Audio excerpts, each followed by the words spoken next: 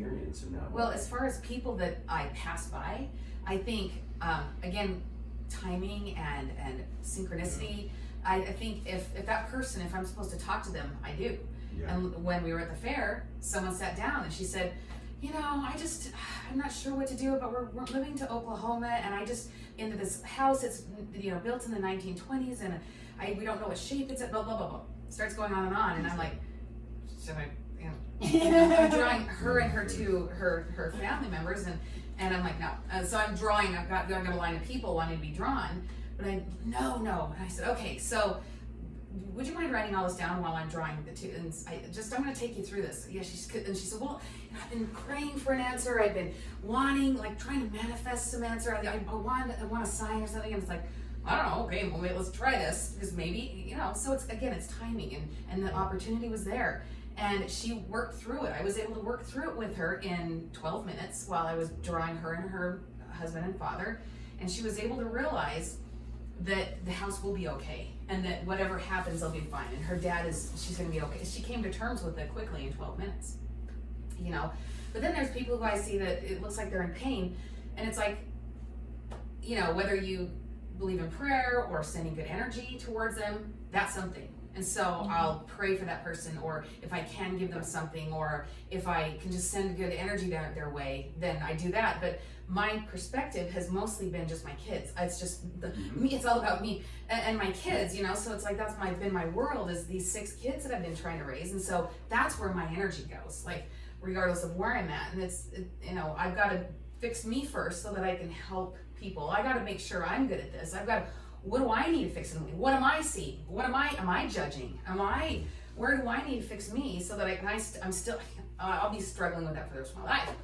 But worrying about my kids and how are they, and what I've noticed as far as wanting to help people, I can only help people if they cross my path in a way that they want to be helped, or they're ready to be helped. Yes. You know, and you were kind enough to give me your time, and Ed's been kind enough to give me, and Raland and Salina, who have been a huge foundation to my training, and which caused me to even have the thought of this whole concept, and it just clicked into gear. So it's synchronicity, it's timing, it's purpose. It's that we all have a divine plan, and what is that, you know? And let me add part of that. I want to, and it's maybe a little key that will connect a couple of those points. And there's a saying, you know, when the student is ready, the teacher will appear. Yeah.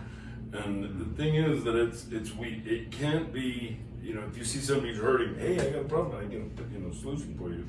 They'll immediately put resist. that in, Yeah. resist it, and put it in this category of, you know, helper, teacher, and it's even the JuggerKnot takes one step past that. Because when you're talking to somebody, and Carolyn and I doing this with someone, noticed it right off the bat. Like the first column, the negatives, we can relate with that. We're humans, we're having a human experience. We can relate, oh man, job, money, kids, spouse, relationships, success.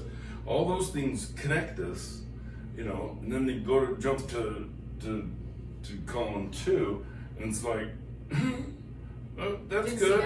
You know, I didn't see that. That's nothing I would have done. I wouldn't have, you know, and it's them. And you know, I'm going to give permission. Both of you kind of joked about it, you know, that I care about me first. There's absolutely nothing wrong with that. That is essential. Prior, we were talking about one person can change the world. But even a Gandhi who changed the world worked on Gandhi, you know, before he could change the world. So Gandhi was the most important person, so that would facilitate or enable him to be able to do what he did. He couldn't have, you know, faced the British Empire unless he worked on him. So there's nothing wrong with working on yourself, working on me, so that I can, you know, when the gas mask pops down in the airplane, they say put it on you, and then help your child, you know, because if you're, you know, you can't help dead, your you child. can't help them. Yeah. Right. So there's nothing wrong, you know, give you some permission about working on me, and that's really good and vital. And how that connects is I am, you know, that, like I said, my brothers are PhDs and trained, and they're, you know, therapists and psychiatrists, and, you know, wonderful profession, absolutely nothing wrong with that. Most of the time, they're going to give you a list of do, okay, we'll do this, try this, say this. And the trap that is, and usually ends up being, is you're like, huh? Because that's what you're having in reverse.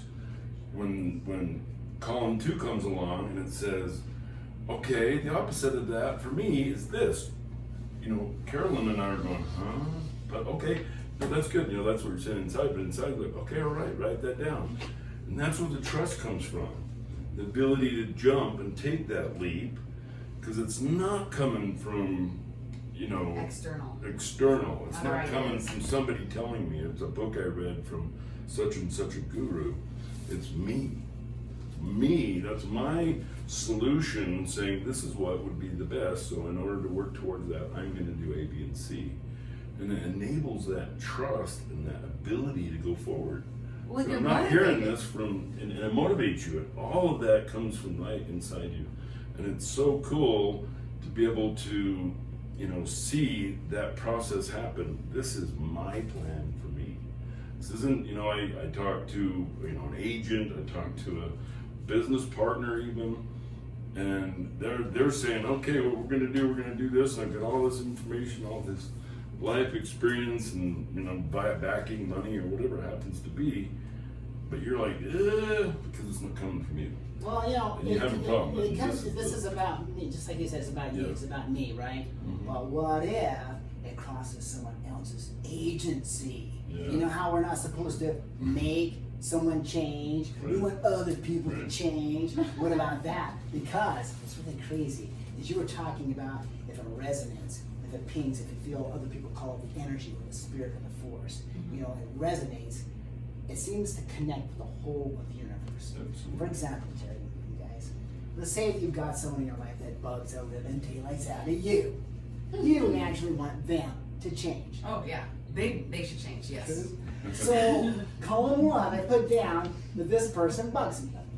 Column 2, I put down the thing that I am not supposed to say in A, and that is how I would like it to be. I want them to change. Right? But what if that excites me? Just like you said. Yeah. What if that resonates? What if that lifts my spirit? I like the idea they change. Logic is, No, you can't change you people. don't change people. They But- have their agency, right? Yeah. So column 2 is, I want this person to change. Oh, do I ever want them to change? And then, and I don't know if you guys have experienced this, I have actually seen change in other people. Yeah. Yeah. Now, I had no right to do that, but it kind of happened. Want to kind of explain that to me? Well, we're all connected energetically, and again, what we do affects other people, and whether it's good or bad. But they also have choices as to how they want to respond to. So we have freedom, we have choice, but we are affected by each other, and they might not realize that they were affected by you. But that's a choice you made to do that, and we can do that whether if we're good or bad. You can do something to someone, good or bad. That's your choice.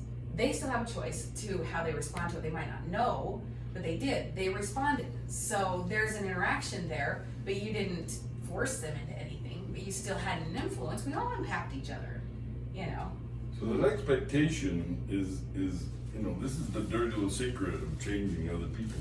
We can't change. We can't Dirty little change. secret. I want to hear this. Yeah. One person can't change another person. Well, that's obviously silly. You can change them all you want, but how that happens is expectation. So if you go into that next relationship with column 2, the one that's got to change, and be sweet and wonderful and polite, and and that is your expectation. That is what they're gonna like. Oh, it's like how we can change our own reality. Right? I go into work and I'm grumpy, and the receptionist is there and bark at her, and the next person bark at her. Pretty soon I'm like, everybody hates me. The whole world is against me. Well, yeah, because you come in with that expectation, that energy, and that reflects back on you. The next day you come in and say, oh, look, your hair looks great today. You start, that bounces back, and immediately everybody's wanting to help you and help you do that. And so you're literally affecting change in every single one of those people by your expectation and by what you do towards them.